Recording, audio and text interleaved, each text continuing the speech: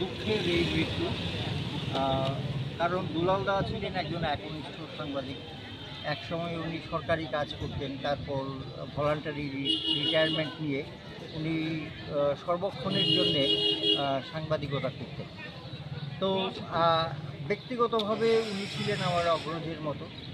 এছাড়া ওনার বাড়িটা প্রেস ক্লাবের ঠিক উল্টো দিকে হওয়াতেই বেশিরভাগ সময় উনি আমাদের প্রেস ক্লাবেই থাকতেন এবং উনি ছিলেন একনিষ্ঠ পড়ুয়া। এখানে এসে কাগজ ইত্যাদি পড়তেন, আবার অনেক বই টই পড়তেন উনি। তো সবসময় আমি ওনাকে পজিটিভ কাজের মধ্যেই পেয়েছি এবং সাংবাদিকদের যত কিছু ভালো কাজ করেছেন সমস্ত কাজকে উনি উৎসাহ দিয়েছেন। তো তার মৃত্যু আমাদের কাছে একটা অপূরণীয় ক্ষতি, কিন্তু কিছু বলার নেই, মৃত্যুকে তো আর ধরে রাখা যায় না। তো এই যে ক্ষতিগুলো সেটা